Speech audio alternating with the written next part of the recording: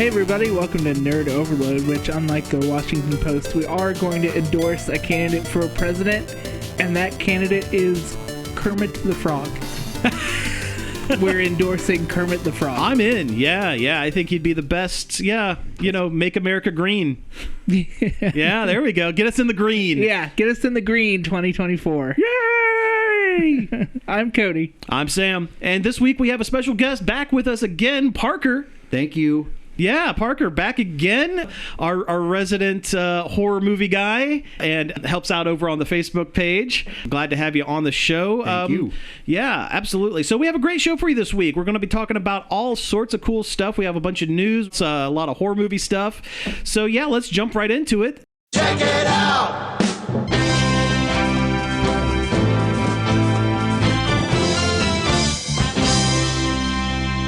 I like that even though we don't play that during live during the show anymore, we still do the little dance. Yeah. That's great. I love it. All right, so yeah, let's do some things we've been check them out. And Parker, why don't you go first? You've been doing your 31 for 31 horror movies here. Yep, this is my 11th year of doing every day for the month of October a horror movie and then reviewing it in depth. And this year, two of the highlights I've got are Smile 2, which just came out last week. Okay. And it essentially is a direct follow-up to the first one. So the cold open is the people that were from the last one and then starts off with a new cast. Oh, excellent. Okay, Yeah. cool. And this time it is a pop singer who's on the verge of a comeback tour after a serious accident that took the life of her partner, and she almost passed as well. And she is struggling immensely with the pressures of fame because she's pretty much on her last leg. Okay. And she has an exciting incident where the smile monster transfers from one person to her, and over the course of the week, she has to try and figure out what's going on as she starts losing her sanity. That's an interesting take with someone more in the public eye instead of just like a random kind of person. Have already watched the first one? I have. Yeah, Cody I thought has. it was okay. This one's better because it's not just, hey, what if it follows, but it was mental health is the monster, and now it's what about fame and addiction? Gotcha. Interesting. Okay. Yeah. I will say it is something that if you're going to watch in theaters, watch with Dolby because they really put their money into the production and the sound design. So it really does terrify you. Okay. Very cool. Very cool. Yeah, that one I say is mostly better. It does kind of jump the shark a bit in the third act, but it's also 2 hours, so I'm a little kind of reserved on horror movies that long. Mm-hmm. The other noteworthy one was at the beginning of the month with VHS Beyond, which is the 7th entry in the anthology series. Okay. This time it is wrapped around a pseudo-alien documentary. So all of the shorts that are placed in there are supposed to be evidence pieces as to aliens being real, and we contacted them. Except for the one that Justin Long directed for some reason. Oh, Fur Babies? Yes, that's the fourth one. That one is basically him doing a riff on the movie he did with Kevin Smith, Tusk. Yeah. Really? Okay. It's Tusk, but dogs. Well, yeah, dog. Basically, the gist of that one is he directed a bit where it's set up as a bunch of animal welfare activists try and find this supposed doggy daycare center that's doing more nefarious activities. Oh, interesting. And only they find out that it's way worse. Yeah. Okay, well, I mean, if it's like Tusk, that's... I liked it. I just wish it was in another set of movies. Yeah, it doesn't fit because the other four are all alien themed. Gotcha. Yeah. Like I would say the highlights were the very first one, Stork, which is kind of a Resident Evil 5 and 7 kind of style case where it's a bunch of paranormal investigators going to this house to find supposedly missing kids, only to find that there's some kind of stork monster. It was very video gamey. Yeah, interesting. It's one of the few positive stories because it's not just everyone wipes out at the end. Oh, okay. Okay, right on. And the other one is the very last one, which was directed by Kate Siegel and written by her husband, Mike Flanagan, from The Haunting of Hill House and The Fall of the House of Usher. Right, and the upcoming Carrie TV series that was just announced. Yes. It's a slow burn, but it's a really gnarly alien abduction story that really gets messed up. Oh, wow. Okay. I think that was my favorite one. Yeah, that's probably the best one, and overall, of the 7, I'd say it stands firmly in the middle of the pack. Okay. Yeah. Gotcha. Interesting. Very Yeah. interesting. In spite of it being something very up my alley, Aliens. Yeah. I thought it was just, like you said, middle of the road. But I'm glad they moved past doing a specific year because they were putting themselves in too much of a corner by staying in 1 year and trying to stay in that nostalgia place. Yeah. It's funny that you brought up Tusk and this other Fur Babies, I think it was called. Fur Babies was the one that Justin Long directed and co-wrote. Okay, because I recently watched, I don't watch a ton of horror movies, but I actually watched a horror movie. That's one of my check 'em outs. Have you ever heard of the movie No, I Yes. have not. The name is 6 S's. That's all it is. I've heard of it, never seen I've it. seen like the box. It is almost a shot for shot of Tusk, but it's a mad scientist turning his lab assistant into a snake. But instead of like surgically turning him into a snake, it's like a serum that he is supposedly testing, and it is a man that is turning into a giant snake. Like at one point, it is the actor in prosthetics to look like a snake, and he's like forced to put his arms like this and wiggle around on the ground. But it is just Tusk, but a snake in the 1970s. Yeah. Speaking of Justin Long, Yeah. I watched Drag Me to Hell the other night. Oh, yeah. That's actually really good. Yeah, that was a fun That was movie. a good one. It was a good one. It's a little problematic now. Sure. Yeah. But if you could look past that, and it's not hard. Yeah. It was Sam Raimi coming back to his roots after he got burned from Spider-Man 3. Yeah. Yeah. There's a lot of snap zooms, a lot of the Sam Raimi-isms and stuff like that. It's there's a lot of almost slapstick horror stuff going on. Yep. That one ends really kind of on a twist too, because normally these kind of movies have a kind of uplift, not really uplifting, but kind of upbeat. There is someone who actually makes it through, and this one, nah. Well, no, there's one, but it's not the person who was supposed to. Yeah. But anyway, go watch. It's pretty wild, and it ends almost the exact same way as Tusk, only instead of a zoo, it's a circus. Wow. Okay, so But- where did you find it? Just online. Okay, Yeah, I'll look around. It is readily available online. That's as far as that I can sounds say. like- Of course. Yeah. It sounds like a movie somebody might have just uploaded to YouTube and nobody cared. Kinda, yeah. That's not where I found it, but I'm sure if I looked on YouTube, it's probably there. But yeah, it is. It's wild.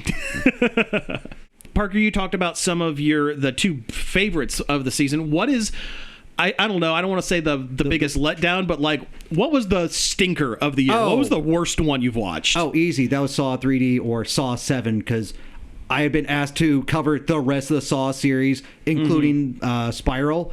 And I grew up with the Saw stuff because that was like my Friday the 13th. 3D really didn't hold up at all. Gotcha. Because the concept's great. Like the idea that there was a guy who faked being a Saw survivor, wrote a book and made a whole career out of it is now being tested. The concept's great.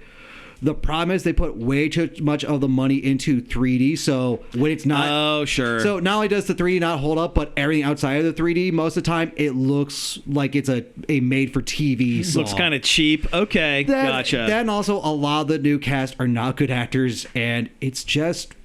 It's way too cruel even for the series because so many of the traps are just rigged with no chance of survival. Gotcha. Does it fall into that trope that a lot of 3D movies do where it's like, oh, I've got a paddle ball. Oh, yeah. It's coming towards the screen and back. Oh, yeah. Right down to also the funniest bit in the entire movie is they do a flashback to justify Jigsaw being wronged again.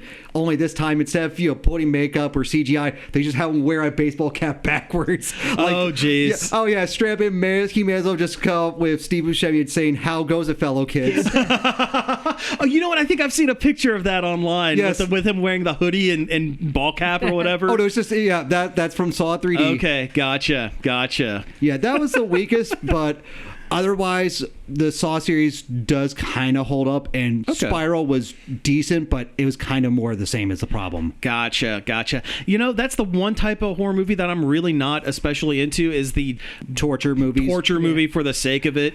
Although I am a little interested in seeing the Terrifier movies. So, I was going to ask if you watched the third one because I haven't it's seen the third one yet. I'm going to see it tomorrow. okay. So I've seen the first two. The first one, pretty straightforward. It doesn't really have much of a plot, so you're not going to get anything groundbreaking, but it's a return to that 80s kind of slasher. Yeah. But it's way gorier. Yeah. There was a line that Joe Bob Briggs used to say, there's not a whole lot of plot to get in the way of that movie. Yep, that's the first one, but it was made for like $1 million, so you can tell.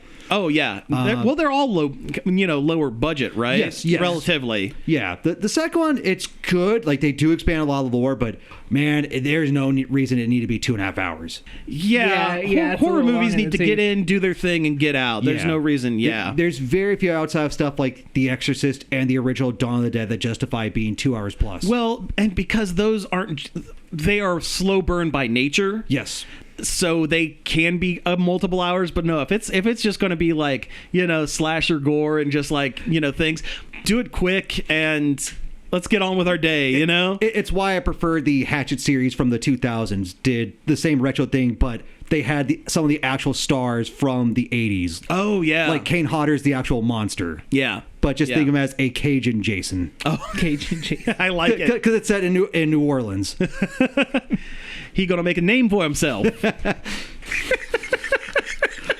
If you've seen Deadpool 3, you'll know what I'm talking about. Oh, yeah. I saw that twice in theaters. Yes. Very good. I went to the Gateway again last week. Apparently, it's a thing now. To go becoming a on thing. Tuesday. Okay. Yeah, right on. We saw The Substance.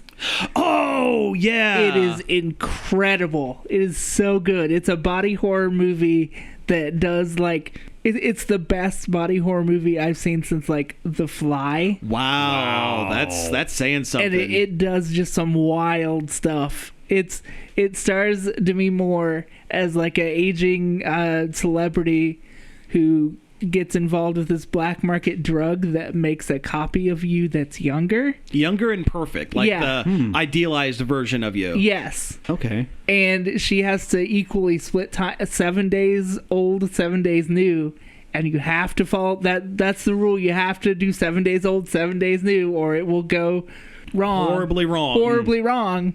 And it does, but in ways that will surprise and perhaps delight if you're into gross stuff. Well, that one has Margaret Qualley in it as well, right? Yes, she's the perfected version. Yes. She is really an actress that is really starting to kind of come up the ranks a little bit. Isn't she Andy McDowell's daughter? Yes. Yeah, I believe so. Yeah. Another one of those where it was I loathe the term nepo baby, but the nepotism of maybe getting the first couple of roles because you're the child of an actor, kind of like Jack Quaid to some extent. Jack Quaid also did it right. But then again, but now they prove themselves as an actor enough that they're starting to get roles on their own merits instead of just because they're. Dennis Quaid is also in this movie. Oh, that's right. He is, isn't he? I've seen a couple of pictures and he's the smarmy executive. Yeah. TV executive. Interesting. And the world it takes place in is like so like extra vapid and like like you would expect a world where they invent this thing it to be, but like every TV show is just called The Show. The Show. Okay. Like, oh, you're so good on the morning show that we're gonna have you do the New Year's show. And there's a bit where the younger version is on a talk show and the host is just holding these cards and they just say The Show on the back. Oh, nice.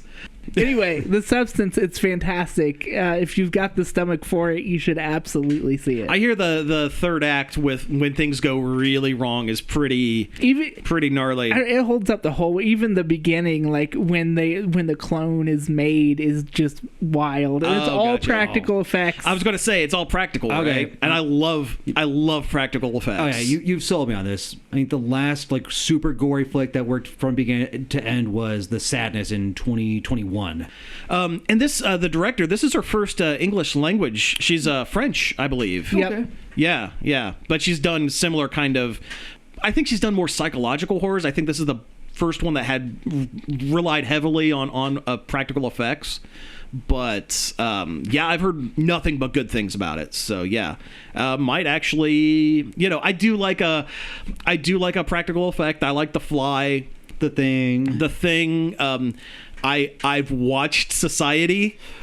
Oh, that was an interesting flick. The shunting was a very interesting scene of effects wise. The end of The Substance, like, it was the first time that I had been as surprised by a nasty special effect thing since that movie. Really? Since Society. Really? Wow. Okay. Yeah. It's Howlin' Mad George levels of wild. Oh, nice. Excellent. Okay. Yeah. Yeah. I'm in. I mean, I'll probably wait till it's on, home media. It is on digital now. Oh, it is. Apparently, yeah. Oh, cool. Okay. I do a back-to-back Frankie Frico and then Substance. Hey, we go. They're not alike in any way. No. Is Frankie Frico on digital now? Or I don't know. Okay.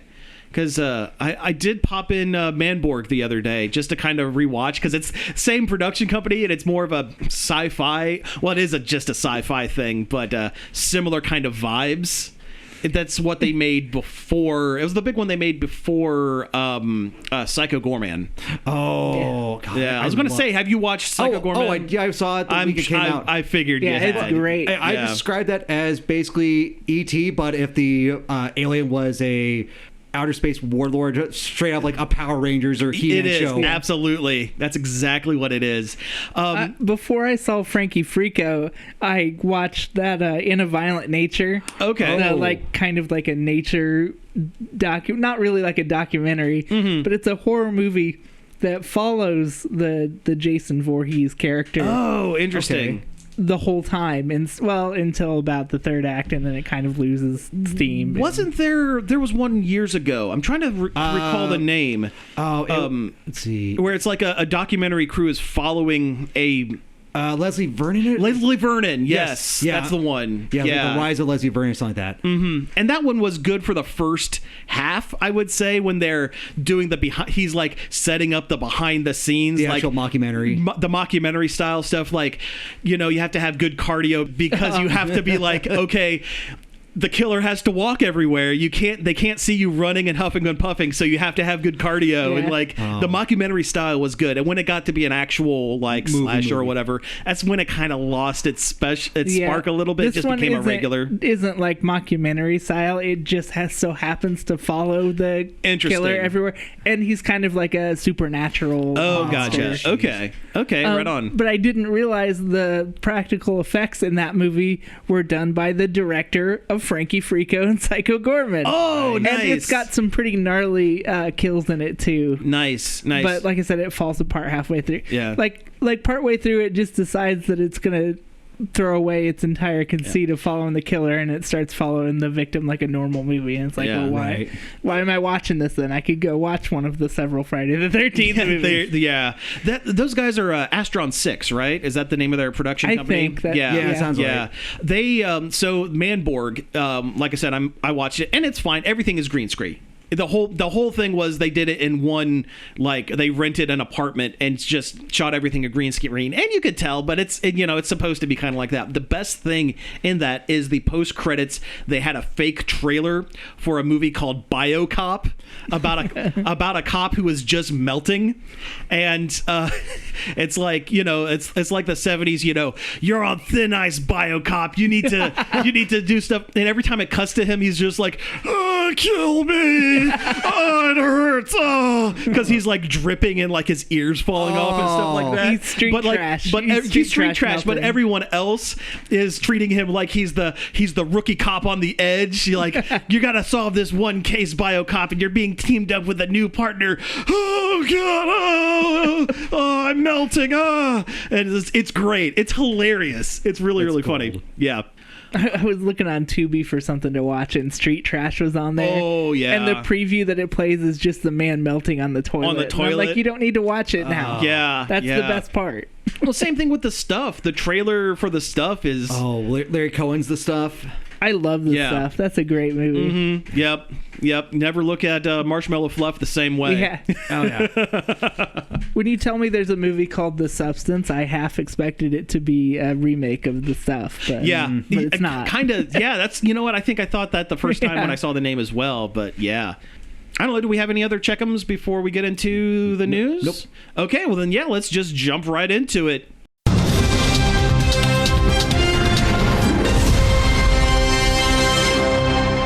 Okay, yeah, let's talk about some news. I guess the biggest one right now, and it is kind of, sorta, semi, maybe just a tiny bit horror related, I guess. The Blade movie, the one that has been in development hell for like the last, 5. which I guess 5 years, which I guess development hell is the scariest thing about this. It has now been shelved indefinitely. So the remake of the Marvel character starring Mahershala Ali. Yep. And that's a bummer, you know. Yeah. I like Blade as a character. Yeah, I liked who they cast as Lilith, Mia Goth, who just had a blow up in the last 2 years with With the X movies. Yeah. X series and also Furiosa. That's right. She was in Furiosa, wasn't she? Yes. Oh, Yeah. Furiosa was so good. Yeah. But Mia Goth is great too. she is great. Yeah, but unfortunately, like 3 months ago, they lost their second director, and there's been no information outside of Mahershala was starting to weigh his options on sticking around. Yeah, because they keep changing the script. Yeah. And I heard it was a lot of him looking at the script and going, "Yeah, I don't like this. Yeah, I don't like this." But it's at its core, it's a comic book movie. You're only going to get so much. You're not going to break new ground, unfortunately. Yeah, especially for an MCU project. Yeah, exactly. They're kind of formulaic at this point. I always thought that Blade would work better as like a 10-episode Miniseries? Disney Plus series, kind of like Deadpool, or not Deadpool, like Moon Knight? Daredevil and like, She-Hulk or whatever. Or, we were talking before, like the Horror Presents, like they did the, was it last year or 2 years ago? 2 years ago. 2 years ago, the Werewolf by Night. Yeah, that was actually a legitimate surprise. Yeah, that one was really, really good. Yeah, I love that. So yeah, kind of a bummer. What do you think will happen to this? Do you think it's ever going to be pulled back out of mothballs, or what do you think is going to happen? I'm split. Either so if Mahershala stays on, maybe it'll come around in 2028 because they just announced there were 3 untitled projects to be released in that year. Okay. So that might happen. Otherwise, if Mahershala just bows out, they could potentially try and go back with Wesley Snipes because of how well received he was for Deadpool and Wolverine. I kind of hope that's the case. I kind of do. That would be kind of rad. I mean, he told us what he thought about it in Yeah. Deadpool and Wolverine. yeah. There's only one me. There's only ever going to be one me. I loved that scene where Deadpool just looks at the camera because they knew. Yeah. They Like- knew that was gonna. Yeah. Speaking of that, I haven't started it yet, but I guess What We Do in the Shadows, it's ending, Oh, I isn't it? started it. Yeah, Yeah. their sixth and final season is coming up. So once the show is over and ended, that's when I'll start watching it. I watched the original movie. It holds up. Yeah, but Yeah. I've watched a couple of like just kind of short scenes or whatever from it, and the the Council of Elder Vampires with Oh. Paul Rubens and Tilda Swinton. Oh, Mark Hamill. And Wesley Snipes is on a Zoom bad call, Zoom yeah. call that keeps breaking up. He's essentially Blade, but He's Blade. But for copyright reasons, they can't say it. They can't say it, so yeah, they just say Wesley. Oh, it's great. It's super good. That's the best show. That Yeah. is like, seriously, everybody should watch What We Do in the Shadows. It's fantastic. I actually started a series. It lasted one season of like, it was either 4 or 6 episodes, starring Matt Berry, called Year of the Rabbit.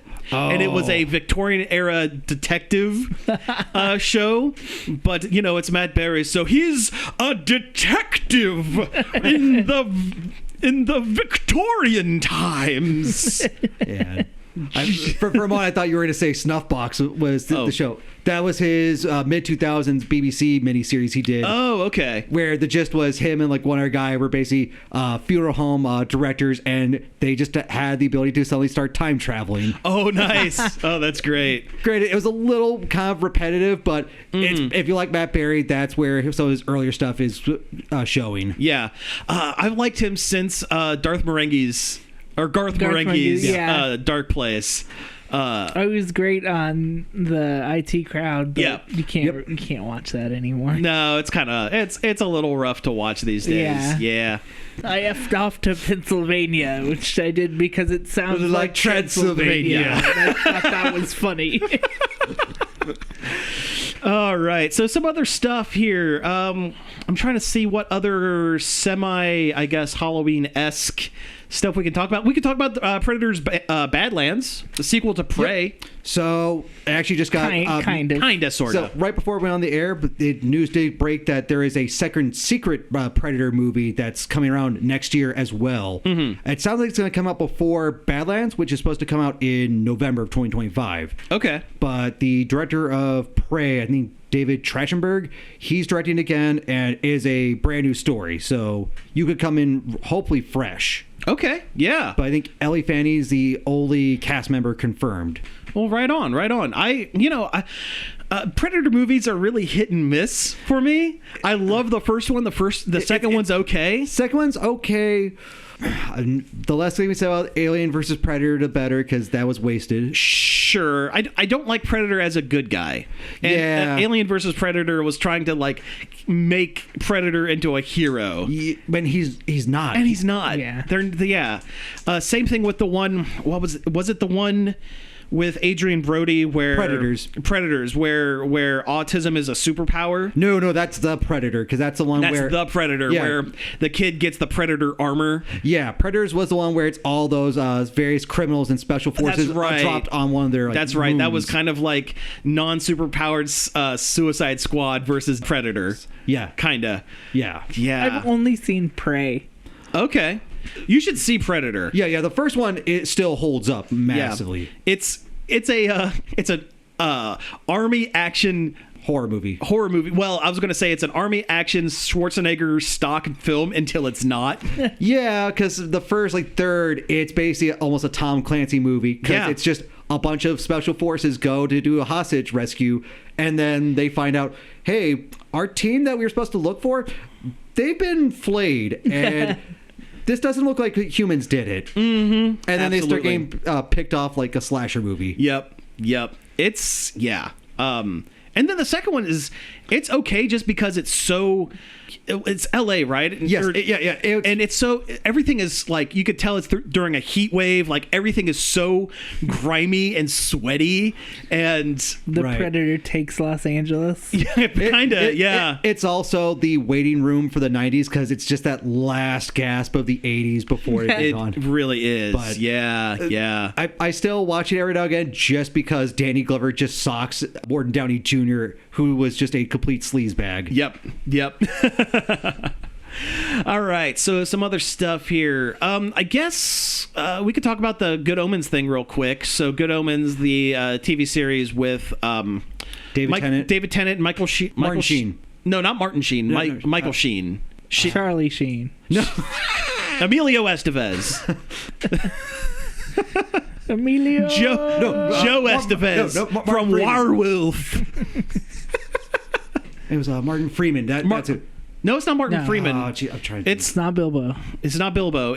He was the main vampire. I know him as the main vampire from the Enclave from Twilight. I watch those movies ironically because they're so hokey and bad. I couldn't escape those, because those were playing for the majority of my high school years. Michael Sheehan, as his name. Yeah. The one about the angel and the devil that are, kind of buddies, sort of begrudging buddies that are saving the world. Based off of the great Terry Pratchett and Neil Gaiman collaboration. Yes. The show is ending, but not with a bang, but with a whimper. They're ending it with one episode 90-minute 90 movie. movie episode instead of a full season like it was supposed to get. Oh, no. Solely because of the whole controversy around Neil Gaiman. You can thank Neil Gaiman's Awfulness.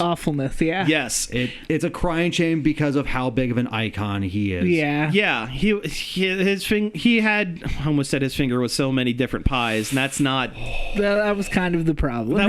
that was kind of the problem. His influence can be felt in so many different and those pies things. didn't necessarily want his finger in them. Oh. Yeah.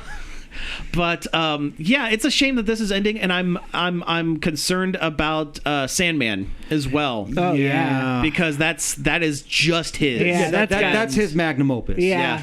But then again, it was a Netflix only series, so there was a chance it wasn't going to get a second season anyway. Yeah. They don't pay for things. It can't end as bad as the Umbrella Academy season 4. Yeah, that one was a little. Are they coming back for a 5th season? No, they ended it. They ended it. They ended Okay. it, and the problem is it went from 10 episodes to got cut to 6 episodes. That's what it was. Yeah. That's Yeah. the worst. Yeah, production ran roughshod over that.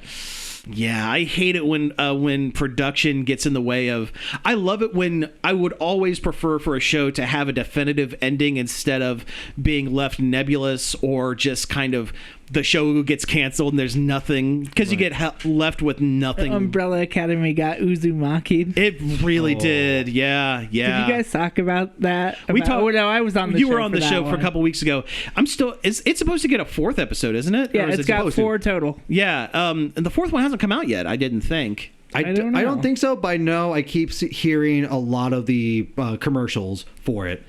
Yeah, that really just it makes me feel so bad because Especially the first episode the first one's so good. was so good, and they just chopped the animation budget so far for those last 3. You can't do that to animation, especially for something as unique as Junji Ito. Yes. Yep. Yeah. Well, it still remains that the best Junji Ito adaptation, in my opinion, is Long Sleep. Have you ever seen Long Sleep? I have. I've been meaning to get back into anime. They did a adaptation of it. They did a couple. There's one that was a short anime version of it, and there was a made for TV. I don't think it was a full V cinema, but I think it was like along those lines, Okay. a live action of it where they expanded on it a bit to make it an hour long.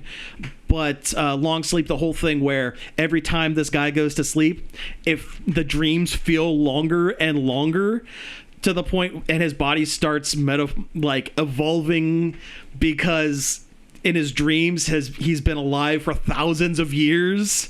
It's a good story, and it's a good adaptation. They but should do a Junji Ito adaptation with the budget that they give those anime movies where like 2 kids fall in love and then you cry at the end. Yeah. That they come out with every year or 2. it just yes. Just give that the budget for one of those Uh-huh. to make a Junji Ito movie instead. Yeah. Yeah. Oh well. Although I hear Look Back is very good. Oh really? I haven't watched one of those slice of life things since is it Your Name, the one where they switch Yeah, places? that was the big one. Yeah, the first big one was Your Name, which was a great movie. Your Name was really good. Yeah. I didn't like Belle. Wasn't that the one where it's like the virtual world. with the virtual singer. world that is kind of maybe a tiny bit Beauty and the Beast, sorta? Didn't care for that one. The last one I watched was I forget what it was called, but it was a girl and a spirit that gets trapped in a little chair, and she has to drag the little living chair around with her everywhere. Oh, jeez. And close these doors that were about to open that cause big supernatural storms to happen. Weird. It was good. Huh. And the dub was really good because they had like the one girl that was in Superstore, the Asian girl on Superstore. Okay, sure. Yeah, she was the main character, and then since she's like a real actor, She's a real actress, sure. she had kind of like a naturalness to her dialogue that you don't often get with typically get. Yeah. God, a spirit trapped in a chair is like a step away from that, what was it, that show where a guy gets trapped in becomes a vending machine in a fantasy world. Yeah. Oh. Yeah. I can't remember what it's called, but it's like, it has one of those awful names like, well, the awful name for an anime that I always go back to is it wrong to pick up girls in the dungeon? Suzume is the movie. Suzume, okay, yeah. But yeah, some of that anime's weird. It's like a cute little children's chair, and the way they animate it, like clopping around. Oh, is of course. neat. Oh, so it walks on its own? Okay, Yeah. okay. Because, the vending machine is just a vending machine. Yeah. And he has to have a strong girl carry him around everywhere. Yep. And he can only speak using the contents of... Yeah, the canned phrases that the machine would say. Uh-huh. Yeah. I've watched a couple episodes of that. It's not as bad as you would think it Okay, is. because it sounds pretty bad. It does. Oh, yeah. But I also didn't watch more than a few episodes, so it wasn't that good. Sure. But not as bad as you would think. Yeah. I'm again not an anime guy for the most part. I have been trying to get caught back up a little bit on JoJo. I am really wondering how they're going to do Steel Ball Run with all those horses. Like, Oh God, the worst thing to draw. Yeah. Horses are the worst thing to draw. There's multiple of them, and then there's JoJo action on top of it. Oh, jeez. So I don't know how they're going to do it. Yeah, the last anime I was going through was all the old Gundam stuff on Netflix because I saw Seed was on there. So Oh, sure. Okay. Yeah. The only Gundam that I've even tried is the one where every nation has their own, because it's so stupid. yeah, I feel like we talk about this Gundam every episode. Not every episode, but at least once a month. Windmill Gundam and Yeah. Tequila Is it Gundam. G Gundam? Is that G what it is? Gundam. G- that was it. Yeah. yeah. No, Seed's a good starting place because it's still at the point when they're making stuff in mind for American audiences as well as the Neo-Japanese. Sure. It does kind of jump the shark a little bit in the third act, but it's one of the more ambitious ones that sticks the landing. Interesting. Okay. Years ago I had an idea for like a spin-off podcast called Gundammit, where I would sit and try to watch Gundam from the beginning and Parse just reviews it. Yeah, figure it out. Never watching it, but having a background in like giant robot style stuff. Maybe I'll do it someday. I don't know. Seed is a good starting place. It's not Wing, which was the first one they made for English translation for America. Okay. But it's a great starting place. Okay. Because I know they've uploaded a lot of them, and Gundam has a special place because it's my first anime. Oh, gotcha. Yeah, I would start from the beginning. I would start from the original. They have the original ones on Netflix as well. On Netflix, there's a okay. movie. Yeah, yeah, Gundam the first 1. couple movies. Gotcha. Okay, cool. Very cool. I started watching it. I haven't finished it yet. It's very old because the original came out in the late 70s. So, Okay. But there is a charm to it. Yeah. I've seen what is it called? The scene with all the missiles, the Hateno Circus. Hateno Circus, Yep. yeah. Yeah, that is beautifully animated, but I understand that is that is kind of an outlier. That's the exception. That's not the exception rule. because it was a movie, and was that Anno that did part of that, or am I thinking Nausicaa in the Valley? You're thinking of the, Nausicaa. Yeah, Nausicaa, where they had the guy that did bugs. the Hatano Circus, his name was something Hatano. Oh, okay, that's why it's called the named after Hatano him. Circus. Got it. Okay. I did catch up on the Ranma remake last sure. night. Yeah. It's so good. Yeah. It's so cute and funny, and the color work they do on it is very good. Well, that's cool. I can't recommend it enough. It's fun. Nice. All right. I guess this is kind of Halloween adjacent. I'm really stretching it at this point. Vampire Survivors. It has a vampire. Well, it doesn't. That's the whole point of the game. There's no vampire in Vampire Survivor. Although the new Now it does, the yeah. new DLC might break the streak of not having a vampire in it. Well, it does, because Alucard's in it. Alucard is a Dhampir. He's technically a half I vampire, half suppose. human, so technically I guess. he's not a vampire. And Soma Cruz is a spirit medium channeling the ghost of Dracula, so also not a Dracula. But no, it's finally come full circle. What has started as a cheap knockoff of this Castlevania with a bunch of barely stolen sprites Yeah. of it has now partnered with Konami to have an official DLC of Castlevania. The whole tone of the original Vampire Survivors felt like great value Castlevania. It really did. It really did. Castlevania from Wish. Yeah. Yeah, exactly. Except they invented a whole new gameplay style. They that's did amazing a whole and new fun. genre. Yeah.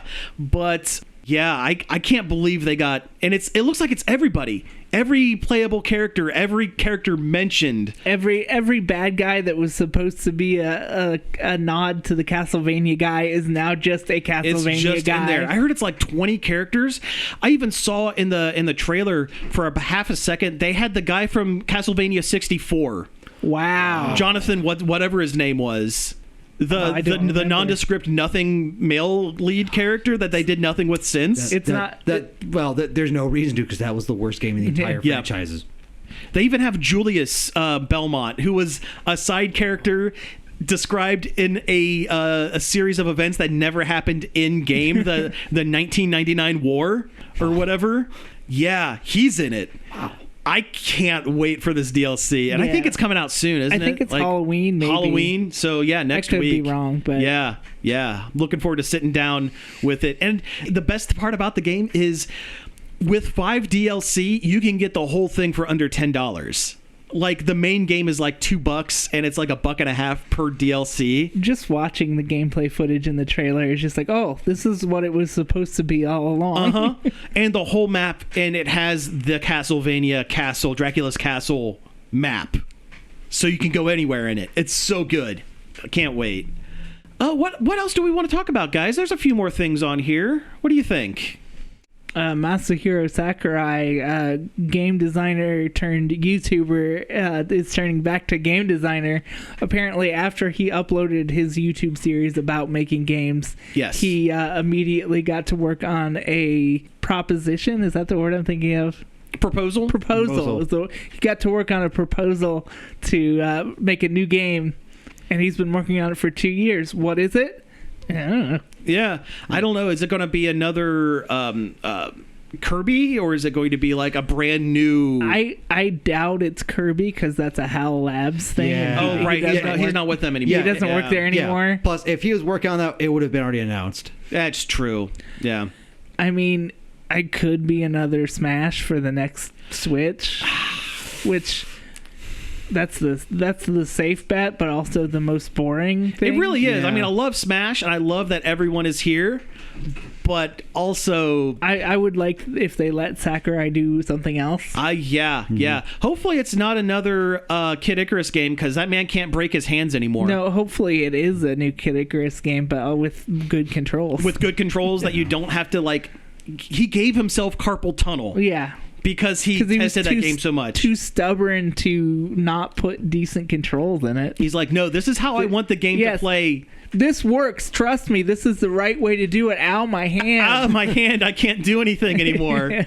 Yeah. I love that. That Kid Icarus game is great in spite of its terrible. I've never played it, but the only thing I've heard is that the controls are just dog water. Yeah, you can only play it for so long before you start getting hand cramps. But then again, that was in the era of Nintendo every 30 minutes in their game saying, hey, do you want to take a break? Yeah, you Maybe should- this was just the physical version of, hey, do you want to take a break? Otherwise, your hand's going to fall off. But the presentation and gameplay and everything about that Kid Icarus is fantastic. That was the one where they turned the 3DS sideways, No. right? No, is that... No. Okay. Or sorry, I'm thinking of something else then. I've wanted them to do a remaster on the Switch ever since. Oh, sure. Since we got both sticks. It would be so good. It would be much more functional. Yeah. Okay, cool. Do we want to talk about Karate Kid for a minute? Sure. Yeah, there's another Karate Kid movie coming out. Hot on the heels, or cold on the heels, rather, Yeah, of... just ice cold on the heels. Yeah, of the last Karate Kid, and also Cobra Kai, the TV series, which Cobra Kai is actually not Oh too yeah, bad. I went through it last year. It was surprisingly great. It really recontextualized the Johnny character and the what's the name of the bad guy? The main... Why did I want to say Johnny Silverhand? Wake Up Samurai, it's Karate Kid time. It's Karate Kid time. Yeah, but anyway, they're doing it's a semi-sequel to all of it, including the Jackie Chan semi-pseudo reboot that they did years ago, that they are now retroactively not making a reboot. Mm-hmm. It's just a continuation. They've retconned that it's all in the same universe. They retconned the retcon. Yeah. I just wonder if they're going to do anything with Karate Kid 3 with what's her name? Sweeney, I think her last name was. Sydney Sweeney. Sydney Sweeney. Well, hey, I mean, I'd watch it, but no, it's like what's her name? She was from $1 Million Baby. Hilary Swank. Hilary Swank. Yeah. That's it. Yeah, because she was the third Karate Kid. Yes. But no, this movie has Jackie Chan returning as Mr. Han, and Ralph Macchio once again returning. It's the only thing he can do. There's nothing he can do to try and cash off of My Cousin Vinny. Well, that's true. Or Crossroads. I'd watch another My Cousin Vinny. My cousin's cousin of Vinny. Yeah, Vinny's Cousin, the sequel to My Cousin Vinny. Speaking of Sydney Sweeney, I also watched that the Nun movie she was in, Immaculate. Oh, really? Okay. It was fine. Yeah. She was good in it, but like Well, sure. everything else was just fine. I mean, if you're watching a Sydney Sweeney movie, you're watching it for her. It's you're not watching it because the movie's gonna be good. I mean, she was in Madam Web, for crying out loud. Oh, that's still the worst thing I've seen all year by a country mile. Really? Okay. Because you watch a ton of movies, and saying that's the worst one is. I saw it only because I have the AMC Stubs membership, Oh, so sure, yeah. I didn't feel bad using my free ticket for it. Gotcha. Okay. Yeah, Well, then that's okay. That's all right. Yeah. You get a pass on this one. No, I've done worse I paid for worse. Sure. Yeah. I hope Sydney Sweeney fired her agent after that one. I really do too. I imagine Dakota Johnson probably Yeah. did as well. well, 'Cause she thought she was going into the MCU they prime. all did. Yeah, they all did. all did. And no. No, the only thing that has worked from the Sonyverse is Venom, and that's only because of Tom Hardy. Exactly. Yeah. If Eddie Brock were played any other way, it wouldn't work. Yeah, if he were the traditional, just I'm a big buff dude that hates Spider-Man, Yeah, it's like it would not work. it's why I don't see Craven being the thing that will make this universe work. No, Craven is going to be just as bad, if not worse. Craven is going to be Madam Web levels. You can't make Craven a good guy. Also, he can't work without Spider-Man. Yeah. Yeah. That's the biggest problem with these Sony movies. They're picking characters that intrinsically are tied to Spider-Man. They can't work without them. Yeah, you could do a Batman series of the Rogues Gallery without Batman to a degree. To a degree. I mean, Joker. Joker. Have you seen Joker 2? I'm gonna wait till it comes out on DVD. Probably a good choice. Yeah. From what I hear. It's the last dying breath of that pre-James Gunn version. Yeah. Yeah. So, And that's, there's something to be said for making movies outside of what is the structure, like the comic book machine. the machine. However, I've heard very bad things about it. And the director refused to take any kind of studio notes because he's an auteur. Dude, you made the Hangover movies. Come on. The only reason why the first one really worked is because you had Martin Scorsese backing you. Yeah. Who could give you pointers. Yes. And this one, it sounds like it was just not quite there. If they were gonna do a sequel and have Harley Quinn in here, they should have taken notes on what the first one did, which was rip off a classic movie. The second one should have been them ripping off of Silence of the Lambs. And have Yes. You know what? That's exactly it. Have her be the psychiatrist. And Joker's just like in the Hannibal Lecter comics. now. Yeah. And the Buffalo Bill would be Victor Zsasz. Victor Zsasz would be a good one. Yeah. I did like that they put a courtroom scene and kind of teased Two-Face in this one, but just briefly enough. But yeah, you know what? That would have been a perfect sequel. Yeah. If you're gonna rip off one classic for your first, keep it going. Yep. Do what the Longlegs director did and started out being Silence of the Lambs and then knock everybody's feet out from under them and do something completely different halfway through. Yep. You subvert that expectation. Yeah. But just enough. But just enough. You don't go full Star Wars with it. You never go full Star Wars. You never go. It's so sad.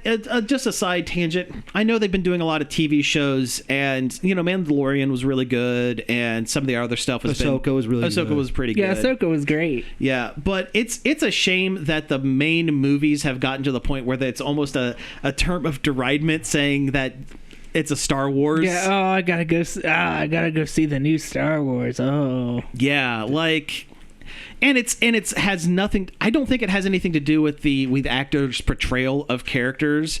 It's what they wrote within those films and the choices they made for them are the issue. It was all studio meddling. It was studio meddling. It's studio meddling the movie. Somehow they made a movie that could be even worse than Attack of the Clones and make it that boring. Yeah. They should have let Rian Johnson continue what he was going to do for that third film because he set up a lot of things that J.J. Abrams couldn't do, and basically felt like he had to roll back. And But then again, if Rian Johnson didn't catch flack for the second Star Wars, we wouldn't have gotten Glass Onion Yeah. and Knives Out and whatever the third one's going to be called. I would rather have those two movies than have like A third. Yeah. Johnson's one of those guys for me, like Shane Black is. They're guys who are great when they do originals. They can't make stuff that's licensed already. They are very good at the one thing that they do. Yes. Yeah, we got two amazing Knives Out movies instead of one Okay, Star Wars. Yeah, pretty good Star Wars. Yeah, that's a good point. I can't wait for that third Knives Out film as well. I honestly hope they continue making them. I hope Benoit Blanc becomes like the next Poirot, or like he's right up there with like historic literary detectives. Right. Yeah. Last I checked, Daniel Craig was down to do as many as Rian Johnson wanted to. That's fantastic. Because I also think Daniel Craig is a very charismatic actor who can do more than just be action man. Yeah. Be more than James Bond. Yeah. One of the best things was in The Force Awakens, he was just a random voice of one of the stormtroopers. Right. I think when they were interrogating Rey, he was just a stormtrooper voice. And the fact that he would take time out of being James Bond to do this one goofy thing. Yeah. Just have a day off. Yeah. We have time for one more here, so let's make it a good one. We have Warhammer, we have Final Fantasy VII. I can lead on the Warhammer. Yeah, let's do the Go Warhammer. Yeah, absolutely. Okay. Go for it. So, at last check, it came out that right now, Amazon Studios and Games Workshop, the creator and owner of the Warhammer brand, is basically trying to get, by the end of the year, creative guidelines set up for Henry Cavill's property that he's going to do, which, knowing Henry Cavill, if he had his way, it would be Adeptus Custodes, because that's his be-all, end-all army. Sure. This is a Warhammer 40K, so Yes, it's 40K. Space Marines. Yes. And Cavill loves this franchise because he is a huge dork who plays tabletop games and stuff like that. But also, it's an inherently British property. It is very That's British. true. Yeah. Good point. Adeptus is fine, but really, you should do either Cyphus Cain, because that's the most grounded but also comedic Warhammer 40K property, or if you have to do Space Marines, do something like Space Wolves or the Salamanders, because they're actually trying to be good guys and not just destroy everything over the most minor of inconveniences. Gotcha. Yeah. I really hope they work this out. Oh yeah. If Cavill comes into this with even a fraction of the energy that he did when he came into work on Witcher, Yes. because he read the books, he played the games. Oh, yeah. He came in knowing more about Geralt than the writers and apparently. and showrunners. Man, I thought that Witcher show was just all right. Something about it just felt kind of dry. The first season was rough because they shot the story out of order. Because the third episode is the very first story ever told in the franchise. Right. Whereas the second one, it was more straightforward, but it kind of operated on you having read the books. Right. Because the games are completely separate from the books. Yeah. And the writer hates the games, Well- despite it making him $1 billion. Well, that didn't make him as much as he would have liked. Well, the thing is, sure. he was a much older man, and so he thought that when they were making the games, they were just kid stuff. Right. Like, he was a grown man when Pong came out. That's true. Yeah. Plus, I don't think there was much of a video game industry in Poland at the time. Good point. Yeah. yeah. When the first Witcher came out, it was kind of a surprise that it was any good at all. It was good, but Atari botched the original plan, which is to make it a console-friendly version as well, and they bailed last minute, so it's kind of a mess. Oh, this wasn't on the board, but the folks, speaking of like European game devs and stuff like that, so Disco Elysium was a huge game. I haven't played it yet, but I really want to because it is... It's one of those games that I keep thinking, like, I should play that. Now that it's voice acted as well, Yes. that seems amazing. It's a detective story, but it's like plays on D&D rules. So any check you have is like a 20-sided die. I think I own it like on 2 different storefronts, and I still have not played it. Yeah. It was one of those games that I played religiously during the pandemic. Sure, it's one of those pandemic games, absolutely.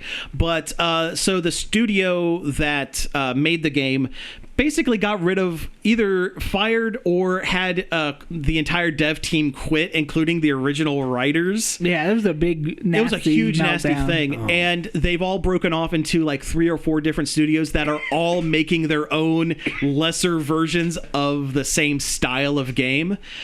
And I think every one of them is going to fail, unfortunately, because I think Disco Elysium was a lightning in a bottle situation. Sadly. Well, they don't have all the ingredients for the soup. Because they're splitting it apart. Yeah. You can't have a beef stew with just beef broth. You can't have a beef stew with just carrots. Right. And that's what they're breaking off and being. They're all the disparate parts. I think the only one, and I cannot recall any of the games that are, because they announced, it's like one announced, okay, we're making this game, and like 3 other studios, like within a week, also put out hastily thrown together trailers for their own things. There was one that didn't even have a trailer. It just had, well, it was supposed to be an announcement, but it came off more like a manifesto about game dev as a whole. Wow. Yeah. I think the only one that's going to do any kind of numbers is the one that got the voice actor from, because he was also he was just a dev on the game that they said, you have a really interesting voice, why don't you do all of the voice lines for this game? And he is on one of the teams of one of the things, and his delivery in some of the scenes that I've seen is so interesting that I think his project will be the one that does halfway decent. But yeah, they're not going to do disco numbers at all. Yeah, it is a shame. It is a shame. But I really want to go and play Disco Elysium. It looks really good. I need to play. It's been on my list forever. Yeah. All right, so we have actually hit time, so I guess we're going to go ahead and wrap things up. Again, Parker, thank you very much for coming onto the show. Thank you for having me again. You're free to come back anytime you're free. Maybe at the end of the year for a best of? Absolutely. Yep. Well, let's do it. Put it in the books. Maybe we should actually do We should actually do it. We should. We've threatened it for years, but this might actually be, yeah, we'll do it. Anyway, you've been listening to Nerd Overload. Thank you very much for tuning in. You can find us each and every day over at nerdoverload.com, as well as all of our social links. That is Facebook, Instagram, Twitch, Patreon, and soon Blue Sky. That's right. We're jumping back into our Twitter likes, but not Twitter. It's not Twitter. You can find all of that at links.nerdoverload.com. You can send us an email at staff@nerdoverload.com and give us a call on the Nerd Overload hotline. That reminds me, I need to make use of it before they shut it down again. Yes, let's do that. The number is 740-229-9562. Leave us a message and we might play it on the show. That's right. You can find all of our back episodes on various podcast apps, including Apple Podcasts, Spotify, Amazon Music, and YouTube. They keep going up over there. It's right there. Come on, guys. They're right there. Let's get to double digits on subscribers. No, we are out on double digits. Let's get to 15. I think we have 12. Let's get to 15. That's a goal. That's the goal. That's the goal. And finally, again, Parker, thank you for coming on the show, and thank you for helping us out over on the Facebook page. My pleasure. Yeah, and also David Pencil for our intro and outro. Hey, come see me at TOR. Yes! The Ohio Retro Game Expo, November 1st to the 3rd at the Convention Center in Columbus, Ohio. Yeah. I'll be showing 2 games. That's right. Mighty Mini Golf and Believe both, so come say hi. Yeah, and if you listen very closely during Mighty Mini Golf, you might recognize a voice or two. Yeah. All right, we'll talk to you next week. Thanks for listening. Peace out.